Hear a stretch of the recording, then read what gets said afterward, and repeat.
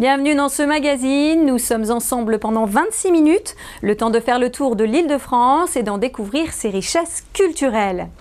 Des pièces à ne pas rater, des artistes à découvrir, des lieux à visiter. C'est tout de suite dans Grand Paris Culture. Dans ce numéro, nous vous emmènerons au théâtre, voir Le chemin des passes dangereuses. Une pièce sur les secrets de famille et les non-dits, un thriller à suspense qui vous tiendra en haleine jusqu'à la scène finale. Connaissez-vous le peintre franco-libanais Daoud? Nous irons à sa rencontre à la galerie Mathieu Dubuc de Rueil-Malmaison où il expose ses toiles jusqu'au 20 avril. Et puis gros plan dans cette édition sur cette charmante Yvelinoise qui fait la une de The Voice en ce moment.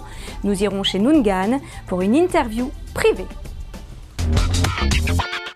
On ouvre cette édition avec du théâtre et trois beaux garçons, Franck Borde, Willy Lechty et Michael Alaoui, se donnent la réplique dans Le chemin des passes dangereuses. La pièce parle de trois frères qui ne se voyaient plus et qui se retrouvent isolés à la suite d'un accident de la route. Quelques heures avant le mariage du plus jeune, ils vont enfin se parler et tout se dire. Philippe Pémal nous emmène au théâtre L'Archipel à Paris. C'est plus important de se rappeler le jour où vos vies sont arrêtées que de célébrer l'avenir de votre frère. 15 ans, jour pour jour, Karl.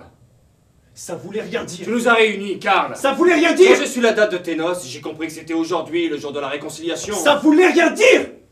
Texte incisif, tension palpable, mise en scène épurée, Le chemin des passes dangereuses mérite qu'on s'y perde. Créé par Michel-Marc Bouchard, auteur contemporain québécois à succès, la pièce raconte les retrouvailles de trois frères à l'occasion du mariage du plus jeune. Contraints au huis clos après un accident de la route, ils vont enfin se parler et raviver les souvenirs qui les hantent. Pièce sur les non-dits, les rancœurs, les secrets de famille, Le chemin des passes dangereuses demande aux comédiens un travail d'une grande rigueur. Il faut être précis, il faut être là, maintenant et pas ailleurs. Et ça, c'est parce que c'est concentré sur une durée assez courte pour une pièce. Donc il faut vraiment être très investi pendant ce laps de temps. Certaines personnes nous ont même dit que c'était une performance, étant donné qu'avec Willy, déjà, avec l'autre frère, celui qui joue mon frère, on est sur scène du début à la fin du spectacle, on ne sort pas, parce qu'il est assez rare dans un spectacle de ne pas sortir de scène. Et ensuite, c'est vrai que ce texte a une rythmique particulière, où le silence, quand il existe, il est vraiment présent, mais entre deux silences, il y a tout un emballement de la machine, où le texte défile, et le metteur en scène nous a fait travailler sur ce rythme très soutenu, comme un chef d'orchestre. Donc voilà, nous, il ne faut pas qu'on loupe la marche. Après un succès au Festival d'Avignon en 2012, Le chemin des passes dangereuses s'installe à Paris. C'est Claude Chrétien, acteur, auteur et scénographe, qui en signe la mise en scène. Son parti pris, faire jouer les comédiens comme des acteurs face à une caméra.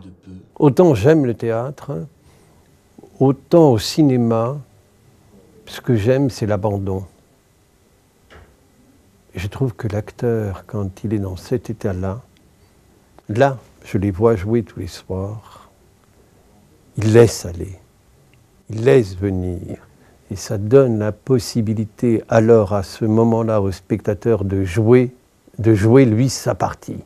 On ne lui impose pas tout d'un coup comme on faisait autrefois le jeu. Vous avez vu comme je joue bien?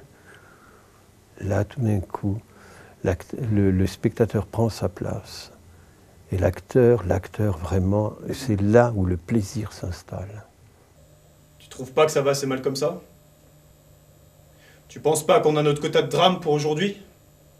Notre père s'est quand même pas réincarné en perdrix juste pour nous faire chier. On a eu l'accident au même endroit, la rivière, Tais-toi. les remous. Je dis de te taire. J'ai peur comme j'ai jamais eu peur. Ferme-la. J'y arrive pas. Essaie. Tes présents peu de valeur viennent à voler de tous les biens que je Essaie. possède, de tous les biens que... Je suis là. Il va finir par passer quelqu'un. Depuis quand sais-tu prendre quelqu'un dans tes bras? Qui t'a appris à prendre quelqu'un dans tes bras? J'aurais jamais cru. Tes bras. Je suis dans tes bras. Je me suis vidé de mon sang. On a 7 heures de décalage. On sait pas où est Victor. Tu me prends dans tes bras et tu voudrais que je me calme? La pièce interroge sur les liens et les malentendus familiaux. Faut-il attendre le dernier moment pour tout se dire et dire aux autres qu'on les aime? Telle est la question que pose la pièce. En s'interrogeant, l'auteur questionne aussi les spectateurs et les bouleverse. Il arrive souvent que les gens n'applaudissent pas tout de suite et ça c'est vraiment appréciable en fait. Que les gens ne se disent pas « Ah c'est la fin, donc on applaudit ». Et là c'est ce qui arrive avec cette pièce, c'est qu'ils sont encore dedans et donc du coup ils attendent vraiment le moment où nous on s'avance pour saluer et pour nous, c'est flatteur parce qu'on se dit que quelque part, ils ont été pris dans ce tourbillon. Vous pensiez pas que j'allais vous apprendre quelque chose un jour, hein? Vous pensiez pas que votre grand insignifiant frère était capable de connaître quelque chose que vous saviez pas? Hein, ton frère qui passait samedi dans les ventes de garage? Ton frère qui va voir les topless dans les haltes routières? Ton frère qui se goinfre de Big Mac? Tu m'as appris à me défendre, tu m'as appris à ne pas avoir honte, à refuser de faire rire de moi, tu m'as appris que les femmes étaient belles et que c'était beau d'avoir des enfants. Ça parle de famille, ça parle de frères, ça parle de gens qui n'ont pas l'habitude de se parler, ça parle de plein de choses et je pense que les gens s'y retrouvent et c'est 3 frères, 3 hommes sur scène, mais je pense que les filles aussi s'y retrouvent. Je ne crois pas trahir les spectatrices qui sont venues nous voir, mais je pense que ça parle à tout le monde. Les 3 comédiens ne sont pas des inconnus du grand public, ils ont participé à des émissions ou des séries télévisées et passer du petit écran aux planches est toujours un exercice délicat. C'est un spectacle où on nous attend, c'est-à-dire qu'on vient tous les 3 de la télé. Michael a fait Bref, Willy vient de Morandini, moi je viens de Plus belle la vie où je suis resté 3 ans. Donc on nous attend dans de la comédie, dans des choses plus légères. Et c'est un public qui est déjà acquis, ça, sur de la comédie. Et c'est intéressant, moi je trouve justement, de faire venir ce public-là sur une pièce d'un auteur contemporain, qui est vivant, c'est de l'art de maintenant, qui parle de sujets actuels. Et les personnes qui sont venues nous voir sont surpris d'aimer ce théâtre-là. On nous colle forcément une étiquette, ou en tout cas c'est un parcours, donc on vient de quelque part pour aller ailleurs. Moi j'ai envie d'aller au théâtre, et j'ai la chance de jouer en ce moment, et j'ai la chance aussi que les gens se déplacent, et la curiosité de justement de voir ce petit chroniqueur rigolo qui était dans l'émission, qu'est-ce qu'il donne sur scène dans une tu vois, je m'en mêle moi-même, tu vois, dans une pièce qui est justement un drame et qui n'est pas du tout du ressort comique. Je me disais, ça y est, il va encore nous mettre des mots sur tout. Il va nous faire un poème sur le vagin de maman, sur la fumée des usines, sur les cheveux de ma nouvelle blonde. Quand il a dérivé dans la rivière, j'ai compris que notre avenir se jouait. Lui disparu, on avait le choix de faire ce qu'on voulait de nos vies. Le chemin des passes dangereuses se joue à Paris, au théâtre L'Archipel, jusqu'à la fin avril. L'occasion de découvrir les textes percutants d'un auteur contemporain, servi par des acteurs au jeu tout en nuances et en subtilité.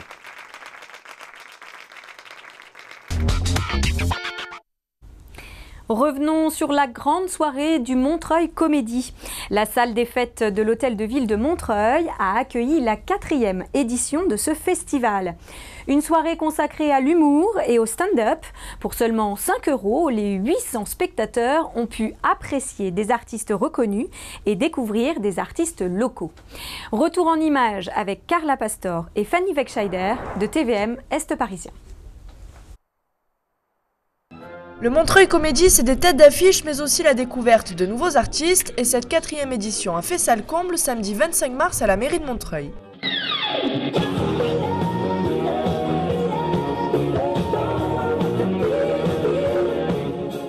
Présentée par Kanji, une humoriste découverte par le Jamel Comedy Club, la première partie de soirée a mis en avant les Melting Pot et les Narvalos, 2 groupes créés grâce aux ateliers de comédie organisés par le SMJ de la ville, une opportunité en or pour ces jeunes talents qui se sont produits devant plus de 600 personnes. Une première scène pour nous ce soir. On a commencé par faire des petites vidéos, des parodies, des sketchs sur internet qui s'appellent le JT des Narvalos, que vous pouvez retrouver sur YouTube, sur notre page Facebook, les Narvalos sans S. Un j'aime, ça coûte rien et c'est beaucoup pour nous. Et voilà, ce soir c'était très stressant, on va dire, parce que c'est une première fois. Hein. Ouais, c'est la première. Mais quand on ressort de là, voilà, on est bien, on est heureux d'avoir vécu ça.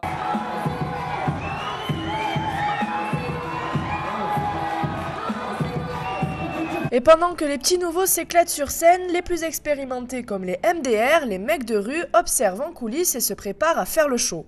Hi, this is Michael Jackson. This is the moment. This is it.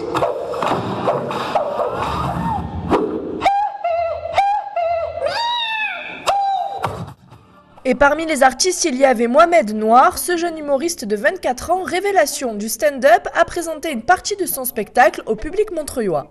Mais quelle femme peut regarder cette émission et dire « Oh là là, c'est tout à fait mon style, les mecs !» Trop sexy cette façon de traire les vaches. Et c'est le Montreuil Comedy Band qui a accompagné les artistes en musique. Ils ont également tenu le public en haleine pendant l'entracte avant Amour sur place ou à emporter, le spectacle joué et écrit par Amel Chabi et Noum Diawara, la tête d'affiche de la soirée. Malade elle, tout ça faut se faire remarquer. Non mais c'est bon, t'as vu. Arrête, lève-toi Amel, lève-toi. Là-haut, mais t'as pas de famille ou quoi, c'est quoi ça? Parlons maintenant du peintre Daoud d'origine libanaise. Jusqu'au 20 avril, la galerie Mathieu Dubuc de Rueil-Malmaison accueille une exposition du peintre franco-libanais Daoud. Face à la violence de l'histoire de son pays, Daoud quitte le Liban pour s'installer en France à l'âge de 11 ans. Sa peinture témoigne de la richesse de son histoire. On retrouve l'artiste au micro de Corinne Falin de Roy TV. Des visages, des ombres, des atmosphères oniriques. Daoud a toujours eu une attirance pour la peinture, depuis son plus jeune âge. Après avoir été contraint d'étudier l'hôtellerie, l'appel de cet art revient à lui et il entre à l'École nationale des arts décoratifs de Paris. Alors le besoin de peindre, c'est comme boire et manger, c'est une vocation, donc on est esclave de cette science. À un moment, nous sommes le corps et l'esprit et l'outil de cette science en fait. Comme c'est une file. On attend que la peinture nous prenne pour pouvoir travailler, peindre, exprimer nos idées. Ma source d'inspiration, elle est à l'infini. Et ça, j'ai une chance de pouvoir peindre comme ça. J'en suis conscient déjà. Parce que ça, parfois, je n'ai pas besoin de chercher quoi que ce soit pour travailler. Je travaille de mémoire, d'imagination. Et son imagination, Daoud la puise dans la littérature, dans la mythologie, dans l'histoire de ces deux pays et surtout dans la musique. Moi, je peins essentiellement en musique. Donc, je suis fan de musique. Ma passion, c'est la musique. C'est la peinture, je suis la peinture. Je peins. Mais malgré tout, je cherche à exprimer mes idées dans la toile. Donc, j'ai besoin de m'évader. Je voudrais que la musique me transcende et transcende mes idées sur une surface. À partir de là, comme je travaille de mémoire, donc je commence à avoir des flashs de l'inspiration. L'inspiration, elle monte en vous, et puis voilà, vous êtes dominé par ça, vous êtes obligé de travailler. Puis quand on a et puis après, tout se met en place dans notre esprit, en fait. Ouais. C'est comme voilà, c'est l'envie. L'envie, ça se maîtrise, ça se, comment dire, il faut pas quand même lutter contre elle, en fait. Donc puis voilà, donc je me laisse guider comme ça, comme la musique. Et cette musique, c'est dans ses souvenirs de son pays d'origine, le Liban, que Daoud la puise. Ce qui fait aussi mon travail, c'est le fait d'être issu de Beyrouth, du Liban. Donc il y a toujours cette nostalgie, ces odeurs, ces bruits, vous voyez, il y a du son. Il y a du son, il y a du son, mais le silence, c'est aussi un son. Donc dans mon tableau, soit il y a du son, il y a des chuchotements, ou il y a du silence, un silence total. Autre source majeure d'inspiration du peintre, les femmes. Ces tableaux sont la plupart du temps centrés sur un personnage principal féminin. La femme, elle est représentée, on sent qu'il y a une femme. Puis après, il y a d'autres personnages, vous voyez, là, le personnage, c'est un personnage principal, mais je l'ai mis en retrait par rapport aux autres qui sont un peu flous, pour que le spectateur puisse regarder ce personnage qui crée en fait l'histoire du tableau. Donc voilà.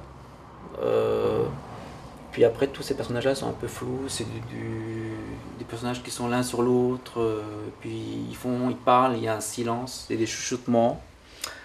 Et puis voilà, donc vous voyez, c'est l'immensité du cadrage et par rapport au personnage, donc il y a toujours une échelle. Je mets toujours le personnage dans une échelle et dans l'espace pour le mettre en valeur, pour que les gens puissent imaginer quelque chose et puis donner de la perspective et de la profondeur au tableau en fait. Daoud a obtenu de nombreux prix et notamment le premier prix Frédéric de Carfor de la Fondation de France. Son exposition est à découvrir à la galerie Mathieu Dubuc jusqu'au 20 avril. Petit tour dans les ateliers du Grand Zébrock. La récompense de ce tremplin musical est une prestation sur scène à la fête de l'UMA au mois de septembre.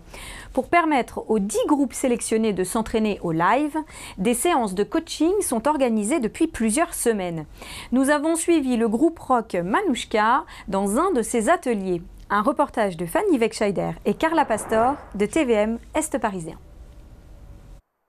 Le Grand Zebrock 2013, ça continue. Depuis fin janvier déjà, les 10 groupes sélectionnés sont en formation. Il y a quelques jours, les rockers de Manouchka étaient en atelier jouage dans les studios de Canal 93, un atelier coaché par le compositeur et guitariste Hervé Leger. Manouchka, le trio formé autour de Manu, chanteur originaire du Havre, Bertrand à la basse et Seb à la batterie, travaillait son show.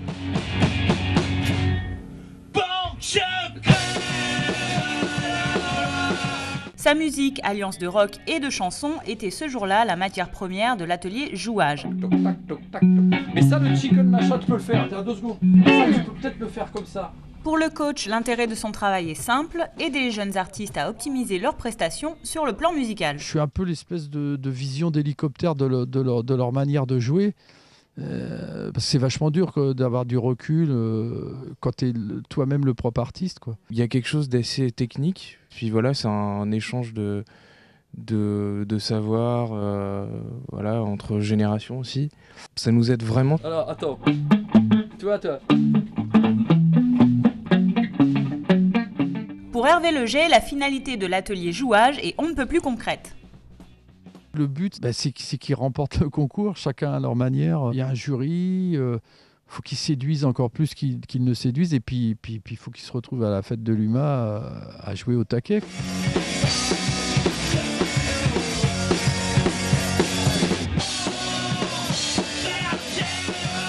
Depuis bientôt 2 mois, les ateliers se succèdent pour les concurrents du Grand Zebrock, des ateliers qui aident ces musiciens parfois inexpérimentés à faire leur entrée dans le métier en toute confiance. On a rencontré des personnes de la SACEM qui nous mettent un petit peu au courant de ce qui se fait dans les droits du métier en général. Là, c'est des choses voilà, souvent on manque un petit peu d'informations là-dessus. Et voilà, je trouve que ça, c'est vraiment cool d'avoir ce genre de réunion.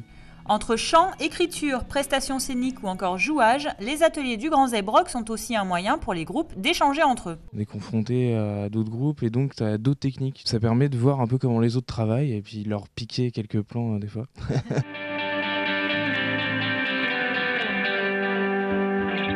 Mais à écouter Hervé Leger, coach depuis 5 ans au Grand Zebrock, la compétition entre les groupes risque d'être particulièrement rude cette année. Je trouve que le niveau, même en 5 ans, c'est à l'image de ce qui se passe en ce moment. Je trouve que les gosses, ils jouent de mieux en mieux. Nous, on jouait comme des daubes à côté.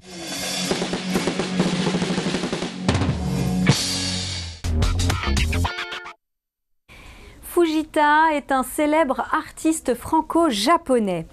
Tombé amoureux d'une petite demeure à Villiers-le-Bacle dans les années 60, il en fait son atelier.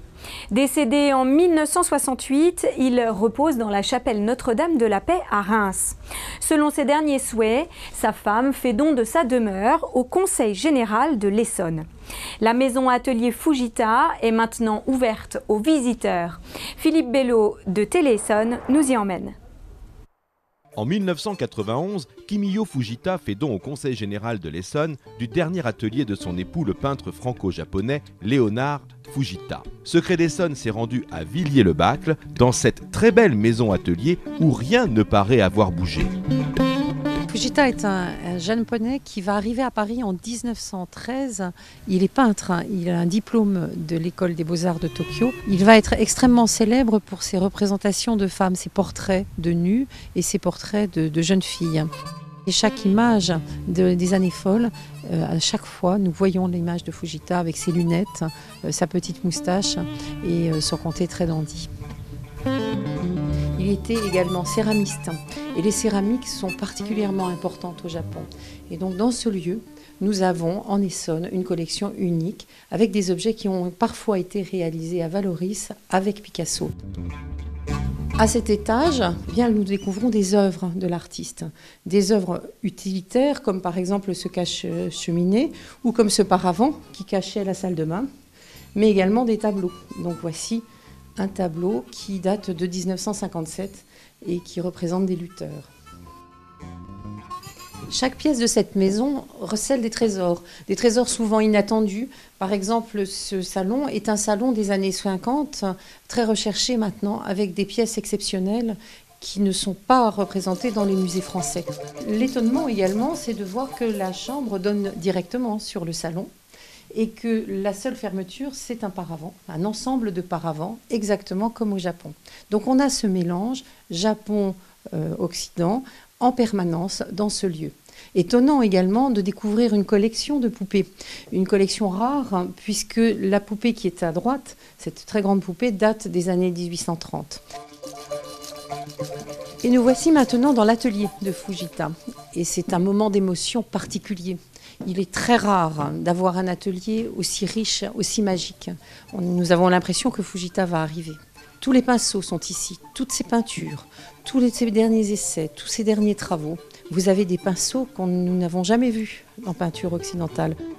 Vous avez également des pigments qui nous racontent la façon dont Fujita a peint cette fresque, cette peinture murale, qui est en fait un essai technique pour sa dernière grande œuvre, qui est conservée à Reims, puisqu'il a construit une chapelle.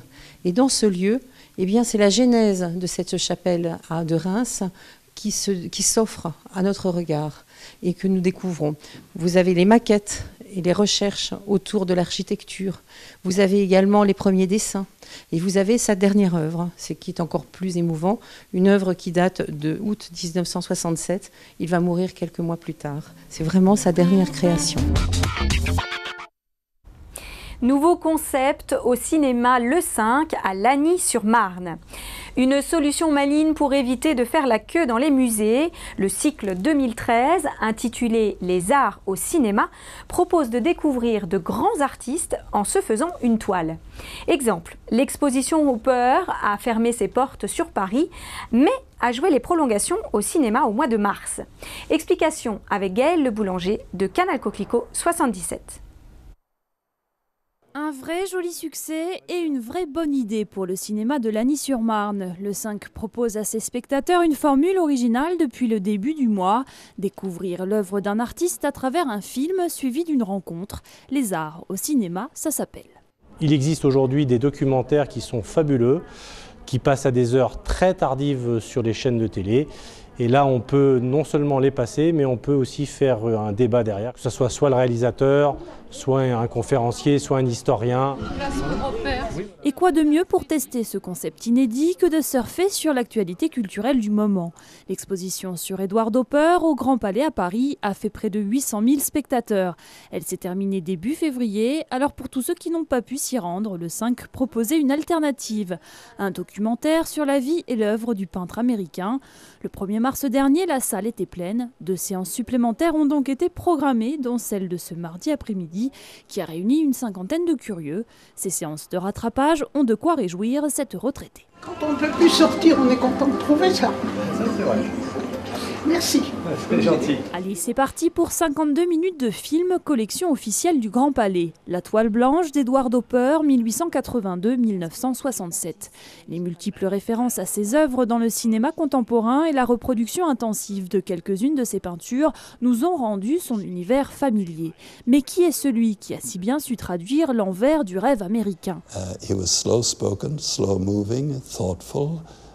You had a sense of time slowing down in Hopper, and I think that enters the paintings. Alors évidemment, une projection, si intéressante soit-elle, ne serait rien sans ce qui l'accompagne en général, une rencontre. Ici avec une conférencière qui a bien souvent foulé le sol du Grand Palais pour faire visiter au pas de course l'exposition Hopper et qui apprécie ici le confort d'une salle de ciné. On ne sait pas s'il revient ou s'il pourrait partir au travail. Hein. Il est impeccable. On n'a pas cette bousculade, on n'a pas... et les gens peuvent prendre le temps de poser une question. On peut laisser aussi le visuel un petit peu plus longtemps. C'est vraiment une autre dimension. Moi, je trouve ça excessivement confortable. Bien que confortable, il manque quand même le choc esthétique face à l'œuvre, absolument indissociable d'un face-à-face direct avec l'objet. Qu'en pensent les spectateurs? Certains ont la chance de pouvoir comparer, puisqu'ils ont vu l'expo. Il y a eu une porte qui a été ouverte vers sa vie privée, et son art, sa maison.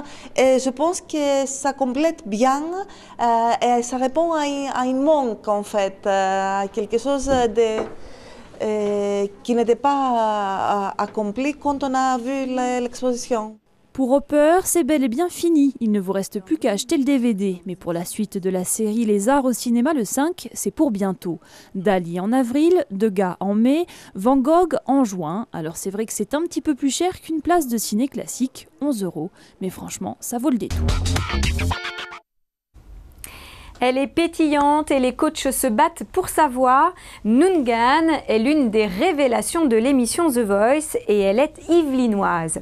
Nous l'avons rencontrée chez elle à Chavenay, près de Plaisir, où elle partage sa passion de la musique avec son compagnon Benji. Un peu de soul, pop, rock, blues et un peu de magie, c'est un sujet d'Aurélia Debussy et Élodie Moine de TV Fil 78.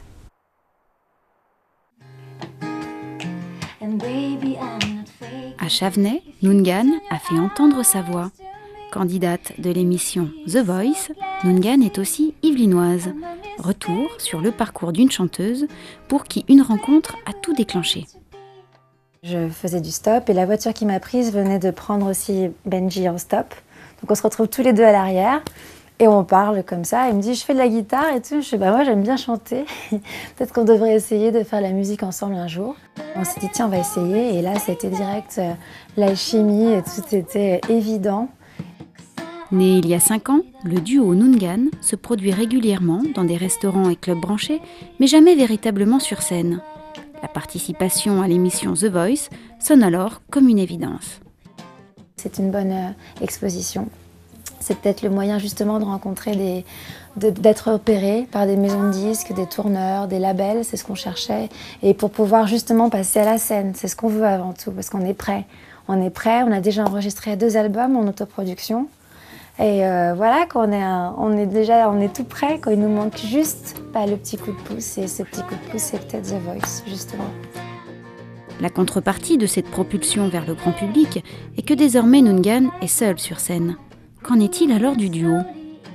C'était une bonne opportunité, une chance comme ça, faut pas la laisser passer. Même si pendant un petit temps je passe un petit peu devant, je veux dire il est toujours là, il m'accompagne tout le temps sur les plateaux et pour moi je le fais pour nous deux. Nungan a réussi l'étape des battles, les 3 membres du jury sont conquis, il lui reste maintenant à se confronter au vote du public. Nungan aura-t-elle la plus belle voix? Grand Paris Culture, c'est fini pour aujourd'hui et c'est aussi la fin de la première saison. Merci de nous avoir suivis. J'espère vous retrouver très prochainement pour découvrir de nouveaux artistes. En attendant, n'oubliez pas de sortir et de jouer les curieux dans la région et je vous dis à très bientôt.